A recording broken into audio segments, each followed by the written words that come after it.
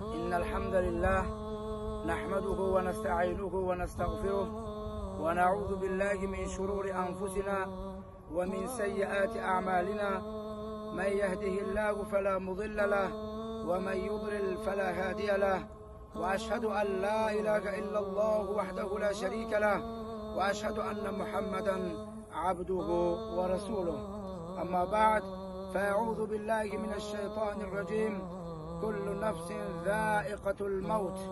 اما بعد، جوانان عزیز، همدیاران عزیز، امروز باز هم در یک جنازه برادرمون هممون حضور داریم. از سبب زیاد بدن مرگم برای ما و شما گوشزد میدهد که این مرگ برادر برای ما و شما خبر میدهد که ای جوانا، امروز که این برادر که رفت، فردا این ندا، این ملک الموت به سراغ ما و شما هم میآید. جوانان عزیز، امروز که این عید بود، عید با خرسندی گذراندیم، لکن بر همه جا نه به خرسندی است، لکن اجل وقت عید است، غیر عید است. در کدام روزی که باشی نباشی، این اجل به سراغ یکایک ما و شما خواهم آمد. برای شما جوانان عزیز یک حدیث گوشزد میدهم. این حدیث در امور زندگی زن مرد امت محمد مصطفی صلی الله علیه و سلم گوشزد میدهد. این حدیث برای یکایک ما و شما در حیات زندگیمان در کار است. ما باید در حیات زندگی از این حدیث باید به خود استفاده بریم. عن عبد الله ابن عباس رضی الله عنهما قال: كنت خلف رسول الله صلی الله علیه و سلم. حضرت عبدالله ابن عباس میگوید که من بدم در پشت پیغمبر خدا صلی الله علیه و سلم که پیغمبر خدا بر من گفت که یا غلام انی اعلمک کلمات. این جوانان عزیز، این تعلیمات پیغمبر اکرم صلی الله علیه و سلم نه فقط برای عبدالله ابن عباس، برای تمام زن امت این زمانه، زن امت مردان محمد مصطفی صلی الله علیه و سلم داخل دارد که این تعلیمات ما در حیات خود باید استفاده بریم، باید فرزندان خدا تعلیم بدیم. اولین تعلیمی که پیغمبر بر عبدالله ابن عباس چی گفت؟ ای غلام بچه جان گفت احفظ الله یحفظک. ای بچه جان گفت الله را حفظ کن، الله تو را حفظ میکند. جوانان عزیز، اگر کس برای ما و شما سوال بتید که حفظ کردن الله چی است، یعنی که وقتی که ما هر چیزی که الله برای ما و شما حدود کرد و هر چیزی که الله برای ما و شما امر کرد، آن چیزی که الله برای ما و شما محروم کرد، ما باید از او دست بکشیم. یعنی که الله برای ما و شما گفت نماز بخوان، زکات بده، کار خیر که الله برای ما و شما زنا را حرام کرد، غیبت حرام کرد، دروغ گفتن حرام کرد، ظلم حرام کرد. از همه که از کار حرام کرده خدا که خود حفظ کردیم، الله را خیانت نکردیم و اگر در بالات که مشکلی آمد، الله تو را حفظ میکند. دویم تعلیماتش احفظ الله تجده تجاهک.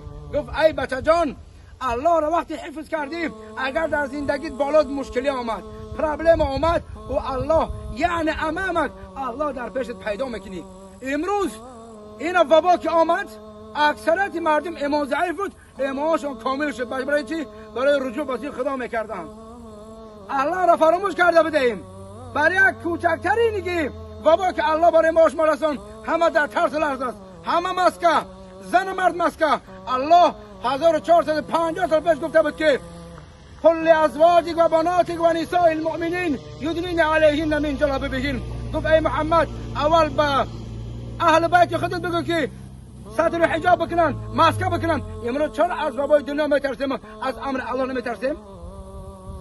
یعنی که از بابای دنیا میترسیم از بابای الله نمیترسیم. نه اینا مرگ پگه میبرم.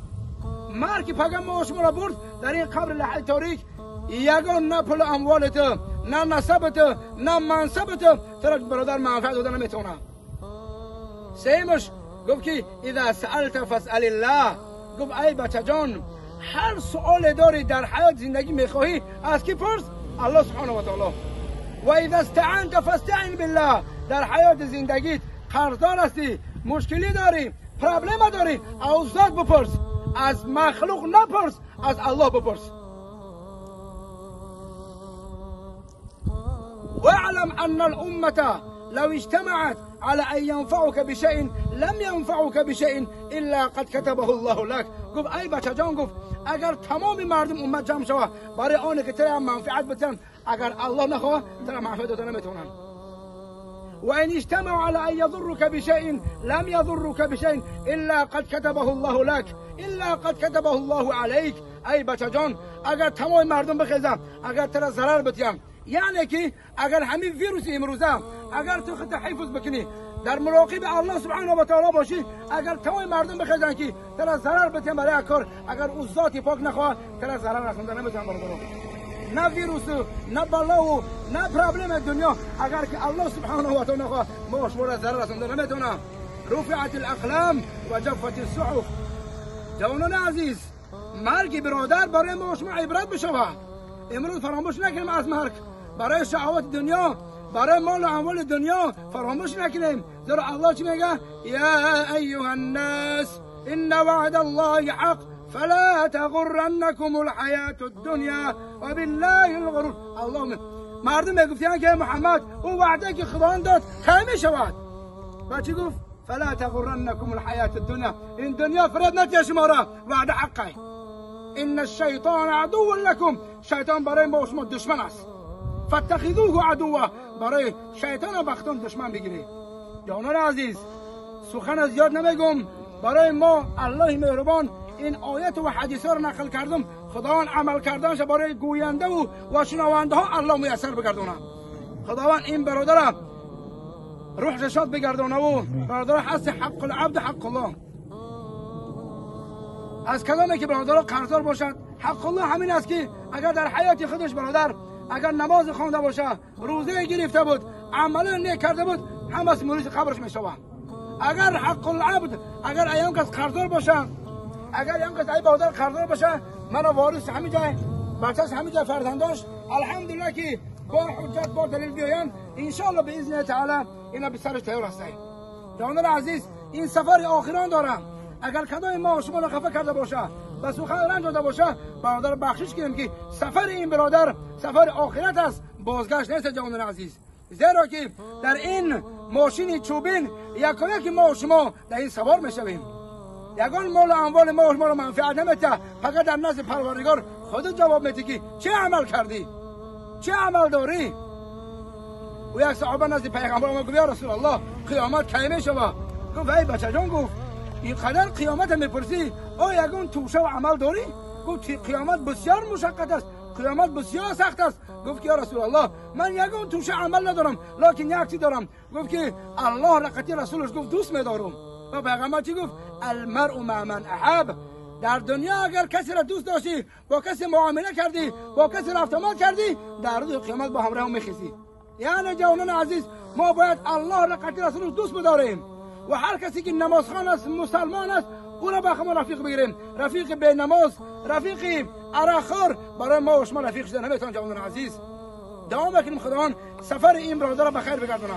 خداوند باقی مانده فرزنداش صبر جمیل بتیا و عمر با برکت بتیا. الله پاک گناهاش بیامرزه و کار نیکش الله مهربان مونس خبرش بگردونه و الله پاک در زبانش سؤال منکر نکیر جاری بگردونه و ذات پاک باقی مانده خیش تواراش صبر جمیل بتیا. الله پاک همون پیغمبر خدا اجر ثواب قرات در نامه اعمال ما و شما خدا نوشته بگردونم و ذات پاک این سفر این برادر ما را بخیر بگردونم، عاقبتش بخیر بگردونم، قبرش از باغ‌های جنت الفردوس بگردانم یا ارحم الراحمین. خداوند گناههای ما و شما عفو بگردانم.